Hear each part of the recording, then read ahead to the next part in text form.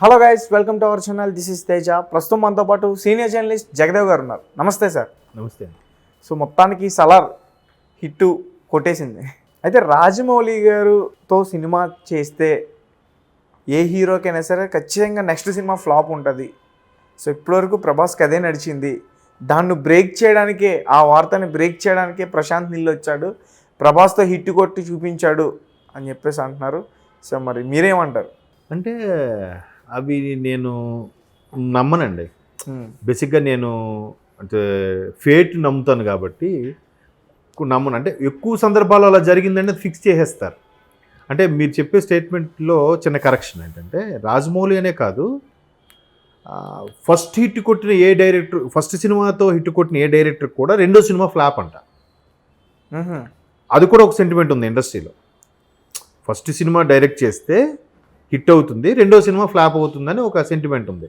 అది సురేందర్ రెడ్డి కానీ చాలామంది విషయంలో. ఇప్పుడు ఈవెన్ రాజమౌళి గారికి కూడా రెండో సినిమా ఏంటది, సింహాద్రి కాదు, సై మూడో సినిమా కావాలి మేబీ. అలాగా ఇప్పుడు సై కూడా హిట్టే కదా సార్. సై అంత వీటితో పోలిస్తే అసలు యాక్చువల్గా రాజమౌళి గారి సినిమాలు అన్నింటిలో కల్లా తక్కువగా హిట్ టాక్ వచ్చింది. హిట్ టాక్లో తక్కువ అంటున్నాను, అందుకే పోయిందని అనట్లేదు, ఫ్లాప్ అనట్లేదు, యావరేజ్ అనట్లేదు. హిట్ టాక్లో తక్కువ హిట్ టాక్ వినిపించిన సినిమా సై ఒకటి, తర్వాత మర్యాద రామన్న. నెక్స్ట్ సై అన్నిటికన్నా లీస్ట్లో ఉంటుంది నాకు తెలిసి. మిగతావన్నీ హిట్లు, సూపర్ హిట్లే కదా. అయితే ఇక్కడ ఏంటంటే మీరు అన్నది రాజమౌళితో ఇచ్చిన తర్వాత నెక్స్ట్ ఏదైనా ఫ్లాప్ వస్తుంది అనడానికి కారణం ఏంటంటే, రాజమౌళి గారు ఒక రేంజ్కి వెళ్ళిపోయారు, ఇక్కడ ఉన్నారు ఆయన కదా. అంటే ఒక జైంట్, ఆల్రెడీ జైంట్ అయిపోయినప్పుడు నెక్స్ట్ ఎక్స్పెక్టేషన్ ఎలా ఉంటుందంటే బీభత్సంగా ఉంటుంది. అది ఎక్కడైనా సరే. ఇప్పుడు ఫర్ ఎగ్జాంపుల్ మార్కెటింగ్ ఫీల్డ్లో ఈ మంత్ మీరు 1 lakh బిజినెస్ చేశారనుకోండి, నెక్స్ట్ మంత్ మీకు 1.5 lakh బిజినెస్ టార్గెట్ ఇస్తారు ఖచ్చితంగా. అందుకే దాన్ని రీచ్ అవ్వగలగాలి. అందుకే చాలామంది మార్కెటింగ్ స్ట్రాటజీ తెలిసిన వాళ్ళు ఏం చేస్తారంటే, ఒకవేళ ₹1,00,000 బిజినెస్ అయినా 1,00,000 అయిందని చెప్పరు, 50,000 అయిందని చెప్తారు. 50,000 అంటే 50,000 వెరీ గుడ్ అని అందరూ మీటింగ్ పెట్టి చప్పట్లు కొట్టించి నెక్స్ట్ ఇది బీట్అవుట్ చేయాలి, 60,000 అయినా 70,000 అయినా చేయాలి నువ్వు అని అంటారు. షూర్ సార్ అంటారు. గత నెలలో చేసిన బ్యాలెన్స్ ఏవైతుండే బిజినెస్ అవి ఈ నెలలో కూడా యాడ్ చేసి చూపిస్తారు. రెండో నెల అవ్వచ్చు, అవ్వకపోవచ్చు కదా, డిపెండ్స్ అపాన్ ఎంత హార్డ్ వర్క్ చేసినా. ఒక్కోసారి అందరూ సాటిస్ఫై అవ్వచ్చు, కొనకపోవచ్చు ఆ ప్రోడక్ట్ అని కదా. అలాగే ఇక్కడ కూడా ఏంటంటే ఒక బీభత్సమైన మార్కెట్. ఇప్పుడు బిజినెస్ ₹1,00,000 బిజినెస్ అయిపోయింది, నెక్స్ట్ సినిమాకి ఏం ఆలోచిస్తారు, 1,00,000 పైన 1,20,00,000 అవ్వాలని అనుకుంటారు ఎవడైనా, ఏ ప్రొడ్యూసర్ అయినా. దాన్ని బేస్ చేసే కాల్ షీట్ కూడా తీసుకుంటారు ప్రొడ్యూసర్స్ కూడా. ఇప్పుడు ప్రభాస్ ఉన్నాడు, Prabhas cinema Baahubali super hit ఆడేసింది, నెక్స్ట్ సినిమా ఇప్పుడు ఒక 200 కోట్లు వచ్చింది కాబట్టి నెక్స్ట్ సినిమా కనీసం 250 కోట్లైనా రావాలి సరే అని చెప్పి తీసుకుంటారు. అక్కడ డైరెక్టర్ కూడా అన్ని రకాలుగా ట్యూన్ అయితేనే, ఆ సినిమా హిట్ అయితేనే 250 కోట్లు వస్తుంది. అది ఎవడూ చెప్పలేడు. అందులో ఇండస్ట్రీలో మరీ ఎలా ఉంటుందంటే, ఒక్కొక్కసారి సినిమా హిట్టే కానీ పైసలు రావు. ఒక్కోసారి సినిమా వెండిది బిగ్ స్క్రీన్ మీద ఫ్లాపు, బట్ టీవీలో సూపర్ హిట్. అతడు సినిమా ఉంది, చిన్న ఎగ్జాంపుల్ చెప్తాను. అతడు సినిమా మీ దృష్టిలో హిట్టా, యావరేజా, లేదా సూపర్ హిట్టా చెప్పండి. అంటే మాకైతే హిట్ అనే మాకు అనిపించింది, కానీ బయట నడిచిన టాక్ యావరేజ్. ఎస్, ఎలాగా? Because of collections. ఏ సెంటర్లోనూ బి సెంటర్లో మోస్తరు ఆడింది కానీ సి సెంటర్లో ఆడలేదు అతడు సినిమా. బట్ ఈ రోజుకి కూడా ఆ సినిమా టీవీలో వస్తే యాడ్స్ రెవెన్యూ చూసుకోండి బీభత్సంగా ఉంటుంది కదా. Pokiri blockbuster movie, but Athadu కాదు. బట్ అతడు ఇప్పటికి మా టీవీలో ఒక 200 రోజులు వేసేసి ఉంటాడు నాకు తెలిసి. 200 days కూడా దాటేసి ఉంటుంది కదా. ఎందుకు? అందులో వేస్ట్ డైలాగ్ ఉండదు, వేస్ట్ ఫ్రేమ్ ఉండదు, వేస్ట్ సీన్ ఉండదు. ఈ క్యారెక్టర్ ఎందుకు పెట్టాడు, అన్ని గెస్ట్ రోల్లే కదా. అలాగా సినిమా అక్కడ మనం చూస్తారే సూపర్ హిట్, అతడు సూపర్ సినిమా అంటారు ఇప్పటికీ. దానికి main asset Mani Sharma music background. But బయట ఆడిందా? అలాగా ఆడింది, హిట్ అయిందంటేనే సరిపోదు, దాని కలెక్షన్స్ కూడా రావాలిగా కదా. ఇప్పుడు మహేష్ బాబు గారి గురించి మాట్లాడారు కాబట్టి ఇది కూడా అడుగుతాను. అంటే మహేష్ బాబు గారు కూడా రాజమౌళి గారితో చేయడానికి ఈ విధమైన కారణం వల్లే ఆగారు ఇన్ని రోజులు అని కూడా వచ్చింది టాక్. అదొక రీజన్ అయి ఉండొచ్చు. ఇంకోటి ఏంటంటే రాజమౌళి ఒక సినిమా అనుకున్నాడంటే జక్కన్న అంటారు ఆయన్ని. ఎందుకు? ఎన్టీఆర్ గారు పెట్టిన పేరు అది. మన జూనియర్ ఎన్టీఆర్ గారు పెట్టిన పేరే జక్కన్న. అంటే జక్కన్న ఏంటి? అమరశిల్పి జక్కన్న అని ఒక ఆయన ఉండేవాడు. ఆయన ప్రతీదీ కూలంకోశంగా నీట్గా చెక్కేవాడట. ఈయన కూడా ప్రతీదీ తీర్చిదిద్దినట్టు ఒక అమ్మాయికి ముస్తాబు చేసినట్టుగా ప్రతీదీ చెక్కుతాడు. ఈ ఫ్రేము థియేటర్లో కూర్చొని చూస్తే నాకైతే గూస్ బంప్స్ వస్తున్నాయా లేదా, నాకు కనెక్ట్ అవుతుందా లేదా, ఒక సామాన్యుడిగా ఉంటే బా ఏముందిరా సినిమా అనిపిస్తుందా లేదా, ఫ్యాన్ బేస్ మీద అనిపిస్తే అది సూపర్ హిట్ అవ్వదు, ఓన్లీ ఫ్యాన్స్ చూస్తారు. సామాన్యుడికి కూడా ఫ్యాన్ బేస్ కానివాడు కూడా నచ్చేలా చేయగలగాలి. అది జక్కన్న టాలెంట్ కదా. అలాగ తీర్చిదిద్దుతాడు కాబట్టి అది హిట్ అయిపోయిన తర్వాత ఆ ఎక్స్పెక్టేషన్స్తో చూస్తారు. ఇప్పుడు సలార్ కూడా బాగుంది అని ఎందుకు అంటున్నారంటే ఇక్కడ 2 రకాలుగా ఉన్నాయి.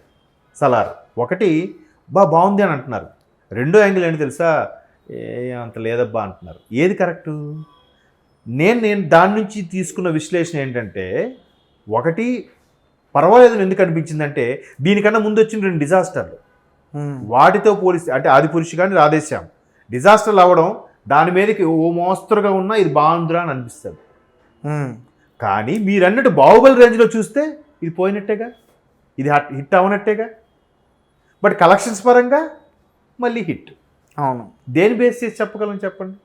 అల్టిమేట్గా ప్రేక్షకుడు చూడాలి, ప్రొడ్యూసరు, దాని మీద యూనిట్ సభ్యులు, దాని మీద బతికిన వాళ్ళకు 3,000 మంది ఉద్యోగస్తులు, ఎంప్లాయీస్ అందరూ కూడా 4 పైసలు కడుపు నిండా తింటారు కాబట్టి అది సేఫ్ జోన్ కాబట్టి పైసలకే ఎవడైనా ఓటేస్తారు. ఓకే కదా. ఇప్పుడు దీని ప్రకారం చూస్తే సలార్ హిట్టా ఫట్టా. బట్ సలారు ఒక క్రాస్ కలెక్షన్స్ కూడా చూస్తే ఇండస్ట్రీ రికార్డు రేపు మొన్న లియోని కూడా బీట్అవుట్ చేసే ఛాన్సెస్ ఉన్నాయండి. ఇప్పటివరకు లియో 148 crores ఎంతో వన్ డే ఓవర్సీస్ అంతా కలిపి. మరి దాన్ని బీట్అవుట్ చేయబోతుందని కూడా టాక్ ఉంది. అలాగానైతే మరి లియో కన్నా ఇది సూపర్ హిట్టా కాదా? జైలర్ కన్నా ఇది మంచి స్టోరీయా కాదా? జైలర్ ఎక్కడో 91 కోట్లు ఎంతో 94 కోట్లు వచ్చిందంట అది one day gross collection over throughout వరల్డ్లో. అంటే చెప్తున్నాను దేని బేస్ చేసుకొని చెప్పగలుగుతాం.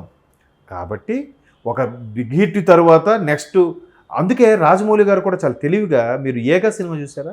ఏగా సినిమా ఎందుకు చేశారు చెప్పండి? అంతవరకు సూపర్ బ్లాక్ బాస్టర్ ఏగా కాదు, మర్యాద రామన్ సినిమా చేసినప్పుడు మగధీర వరకు తిరుగులేని ఈ డైరెక్టరు, వరుస సూపర్ హిట్లు, ఛత్రపతి, విక్రమార్కుడు కదా. మగధీర కూడా ఎలాంటి హిట్, అసలు ఇండస్ట్రీ హిట్ అయిపోయింది. అవును కదా. Pokiri records almost all break చేసింది మగధీర నాకు తెలిసి కదా. సో అలాంటి మగధీర వచ్చిన తర్వాత ఇమేజ్ పెరిగిపోతుంది, ఇంకా ఎక్స్పీరియన్స్ పెరిగిపోతుంది, నా మీద ఎక్స్పీరియన్స్ పెరిగిపోతే నాకు ప్రెజర్ పెరిగిపోతుంది. ప్రెజర్ పెరిగిపోతుందంటే ప్రొడ్యూసర్ నుంచి కూడా ప్రెజర్ ఉంటుంది, అందరి నుంచి బయట కూడా ఎక్కువ ఉంటుందని ఒక్కసారి మళ్ళీ కామ్ డౌన్ తగ్గించుకోవాలని వెంటనే ఒక కమెడియన్ని హీరోగా పెట్టి మర్యాద రామన్ అనే సినిమా చూసారా ఎంత త్యాగ. అక్కడ కూడా తెలివి ఉపయోగించాడు ఆయన. ఒక్కసారి ఇది వేరే యాంగిల్, ఇది వేరే సినిమా చూద్దాం చూశారు. అక్కడ కూడా ఆయన కాంప్రమైజ్ అవ్వలేదు, అక్కడ కూడా చెక్కాడు అలాగా కదా. అక్కడ ఆయన సినిమాకి కూడా అదే ప్రాబ్లం వస్తుంది అనుకున్నప్పుడు మిగతా వాళ్ళు ఇద్దరు ఒకలాగా ఆలోచించలేరుగా.